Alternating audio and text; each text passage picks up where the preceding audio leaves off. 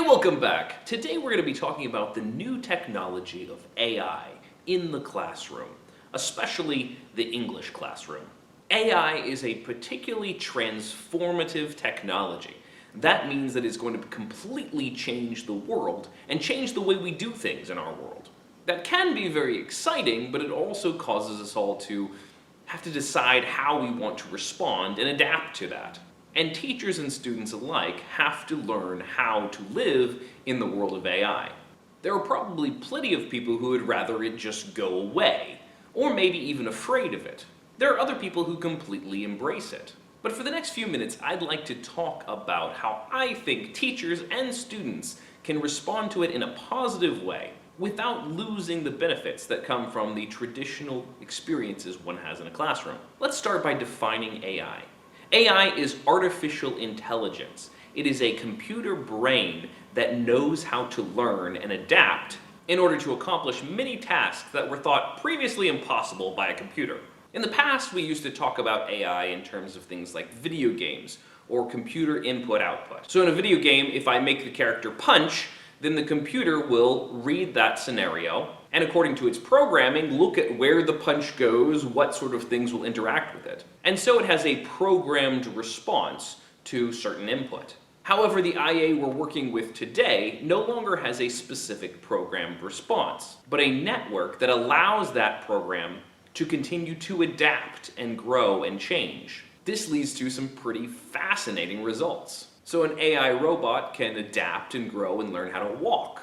An AI language model, like ChatGPT, can write an essay or a poem or a song. AI art modules can create fascinating works of art. I could say, hey, I want a picture of Edgar Allan Poe and William Shakespeare playing soccer together, and get some pretty fantastic results. Adaptation and problem solving is not the same thing as consciousness. And as one spends a lot of time with AI, one begins to realize that it has limitations, it has faults still.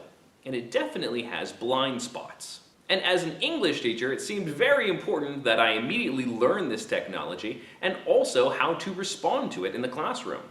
If my student can say, write me an essay, ChatGPT, and boom, there's an essay, then how can I fairly score that student's progress towards my goals? And also, I have to pose the question, why should students learn to write in a world where a computer can do the writing for them? Those are important considerations, and ones I want to address right now. I'd like to talk about some of the significant problems of AI in the classroom, and talk about perhaps ways to respond to them. But before I do that, I'd like to talk about some of the positives. AI, remember, is a tool, and therefore it helps to make work easier. It can take a whole lot of information and synthesize it quickly, which is very useful when I want to look at a whole lot of material quickly. It's also very useful for generating certain material that does not need to be personally constructed. As with any tool, it can help us get to our goals more readily and more easily. But if misused, it can get in the way of our goals. Let me give some examples and explain. As I was starting my class this year, my administration asked me to create some emergency lesson plans so that if I, on my way to school, were to have an accident or something tragic happen and I wouldn't be able to arrive and provide a lesson plan, they would have something that they could pull in and do with my students until the emergency could be resolved. That's pretty normal for teachers. I've created more emergency lesson plans in my life than I care to count, and they tend to be kind of tedious to write because you have to write in all the specific minute-by-minute instructions for the sub, knowing that probably the students won't fully follow the plan anyway.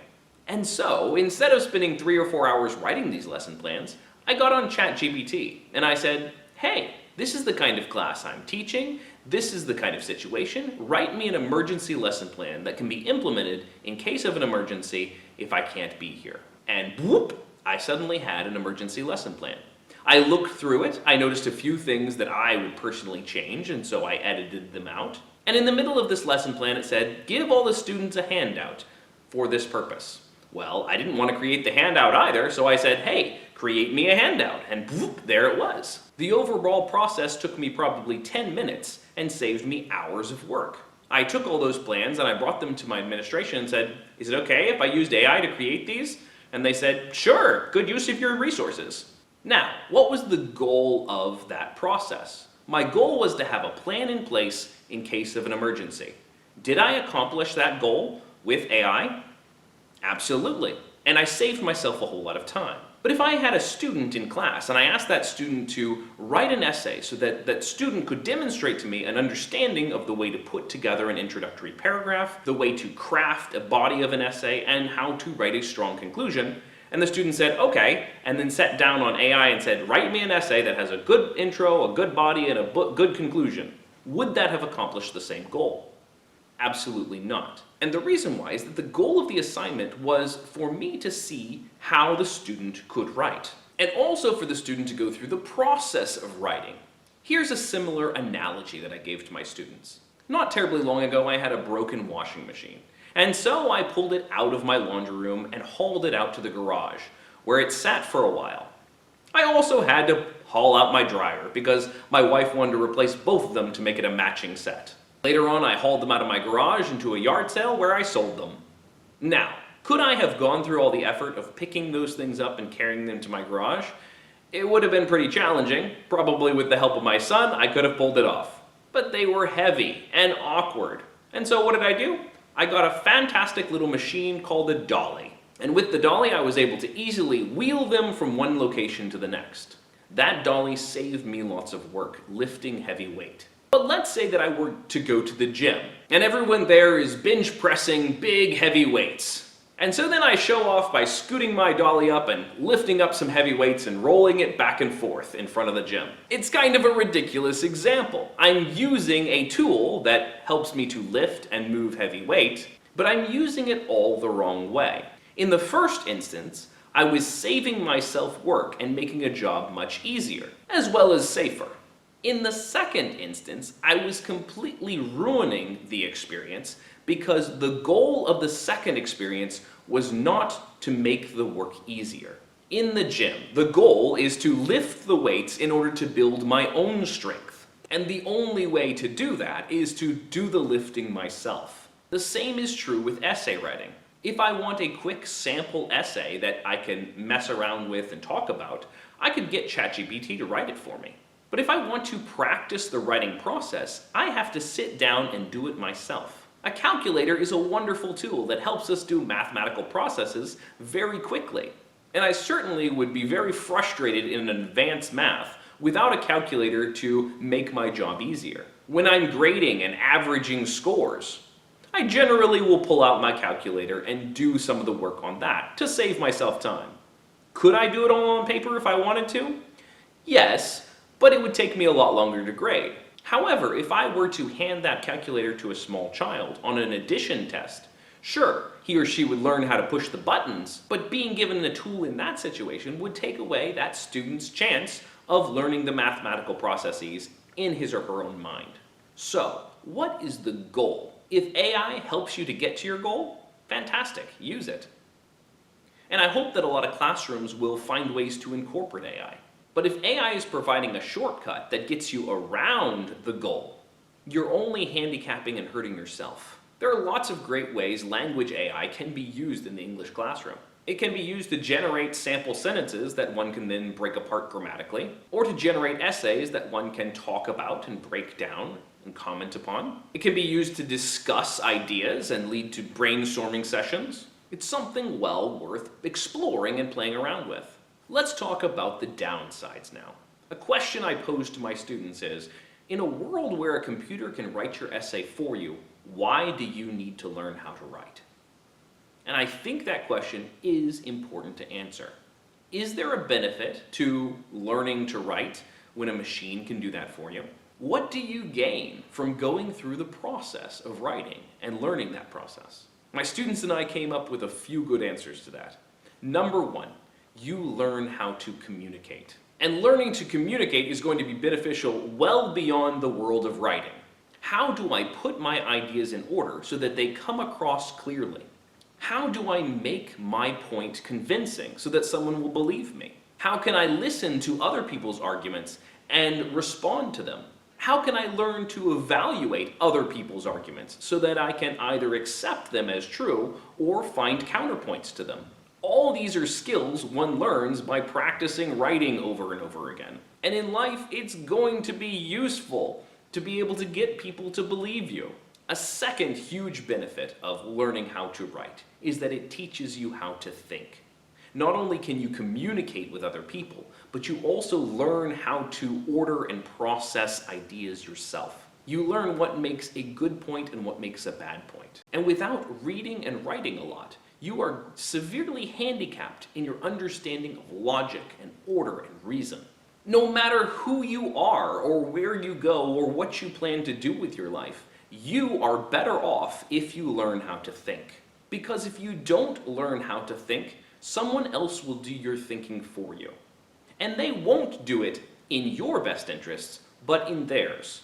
If you can think and weigh options, you can make your own decisions in your life. And it will add value to your life. And not only the internal values of self-confidence and things like that, but also the external values. If you learn to read, write, and then think and communicate, you will be able to be much more adaptive, and you will be able to develop many more skills that will make you of value to other people. In other words, make people want to pay you money for the things that you can do. Because another downside of AI is that AI is capable of doing many jobs that people used to be hired for. And now if a company can just get AI to do it for them, then why pay a worker? Could I have paid somebody to haul my dryer out to my garage? Sure, I'm sure I could have found somebody who would like a little money for that. But I didn't have to because I had a dolly to do it for me. Now that might sound scary. Oh no, our jobs are being taken by AI. But look at history. All through history, the kinds of jobs available have changed. Some jobs have been around forever, but a lot of jobs have changed and adapted. And whenever a new technology makes work easier and takes a whole bunch of jobs away, inevitably something else comes up to draw more jobs back in. As AI begins to do jobs for people, and therefore pushing some people out of work, it will also open fascinating new opportunities in the future that will lead to more kinds of work. Therefore, you shouldn't worry about AI taking your job, but making yourself a better thinker and communicator will help you to be more adaptable and help you to find work in the new world being created by AI. AI does make mistakes and sometimes gives you wrong information, and it's often heavily influenced by the bias of its creators. So be sure that you investigate further on any claims that AI makes to you. And finally, don't be scared of AI. Some people imagine AI is going to take over the world and we'll have the whole Terminator situation. But the more I play with AI, the more I understand it as a tool. And even though it can sometimes do some pretty bizarre things in its trial and error attempts to answer your questions, it still lacks consciousness and self-awareness. So to sum up, what I suggest you do in the classroom, whether you are a student or a teacher and trying to figure out how to deal with AI, is to consider the goal of each and every activity that you do. What is the purpose of this? What am I getting out of it? And then use AI appropriately to help you to get the most out of that activity, rather than trying to circumvent the difficulty of work. Go ahead and exercise those brain muscles, because you want to ultimately be one of those people who benefits from AI rather than is being used by AI. Thanks for watching. You can click to subscribe or watch another video, and I'll see you next time. Bye-bye. Another concern that comes up with AI is who is doing the programming.